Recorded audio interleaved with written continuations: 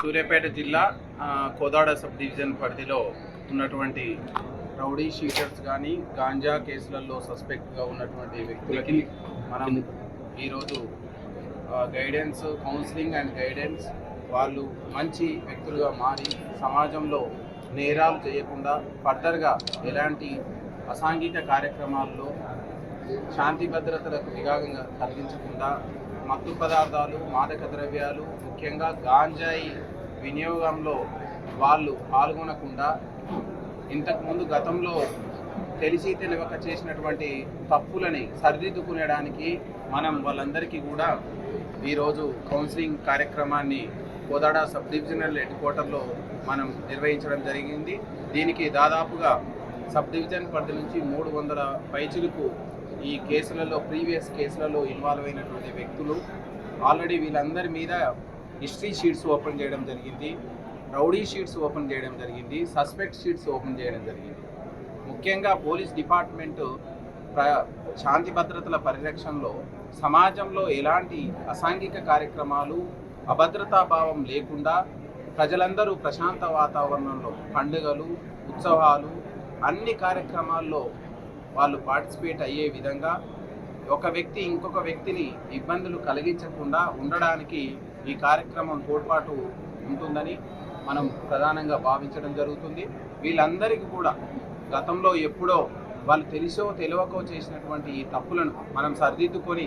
వాళ్ళు మంచి మార్గంలో ఆదర్శవంతంగా ఉంటూ ఎలాంటి నేర చరిత్ర లేకుండా మంచి పనులలో నిమగ్నమైనటువంటి వ్యక్తుల పైన ఉన్నటువంటి షీట్స్ని మనం పునఃపరిశీలించి వాళ్ళ మీద మనం తదుపరి యాక్షన్ తీసుకోబోతున్నాం. ఈ సందర్భంగా కోదాడ సబ్ డివిజన్ పరిధిలో ఉన్నటువంటి ప్రజానికానందరికీ కూడా వినాయక చవితి ఉంది, ఆ తర్వాత వివిధ పండుగలు ఉన్నాయి, దసరా ఉత్సవాలు ఉన్నాయి, దీపావళి ఉత్సవాలు ఉన్నాయి, అదేవిధంగా మనకు మిలాదున్నబీ ఉంది, అదేవిధంగా క్రిస్మస్ ఉంది, అన్ని మతాలకు సంబంధించినటువంటి పండుగలు ఉన్నాయి. వాటన్నిటిని కూడా మనం ఎంతో గౌరవిస్తూ, పరస్పరం గౌరవిస్తూ, భక్తి శ్రద్ధలతోటి అందరూ పార్టిసిపేట్ అయ్యే విధంగా మనం తోటి వారికి అవకాశం కల్పించాలి అనేటువంటిది పోలీస్ డిపార్ట్మెంట్ ఆకాంక్షిస్తుంది. కాబట్టి ఎవరైనా నేర ప్రవృత్తి కలిగినటువంటి వ్యక్తులు ఉన్నట్లయితే వాళ్ళ గురించి వాళ్ళు ఇంకా తెర వెనుక బుక్ కాకుండా నేరాలు చేయడమే తదైకంగా అలవాటు కలిగినటువంటి వ్యక్తుల మీద కూడా పటిష్టమైన నిఘా పెడుతూ, ఈ విధంగా ఉన్నటువంటి వ్యక్తుల గురించి మనకు సమాచారం అందించినటువంటి వ్యక్తుల గోప్యతను మనం ఉంచుతూ వాళ్ళ మీద తదుపరి సీరియస్గా పోలీస్ డిపార్ట్మెంట్ యాక్షన్ తీసుకుంటుంది. ఈ సందర్భంగా ఎవరైనా తదేకంగా నేరాలు చేయడమే అలవాటు కలిగినటువంటి వ్యక్తులను మనం బైండ్ ఓవర్ ప్రాసెస్ ద్వారా, కౌన్సిలింగ్ ప్రాసెస్ ద్వారా, అదేవిధంగా విననటువంటి తదేకంగా చేయడమే అలవాటు ఉన్నటువంటి వ్యక్తులని మనం ఈ హిస్టరీ షీట్స్ ఓపెన్ చేయడం ద్వారా ఇంకా గ్రావిటీ ఉన్న ఎక్కువ అఫెన్సులు చేస్తున్నారు, వాళ్ళు సక్రమార్గంలో రావట్లేరు అనుకున్నప్పుడు ఖచ్చితంగా వాళ్ళకు ప్రివెంటివ్ డిటెక్షన్ యాక్ట్ కింద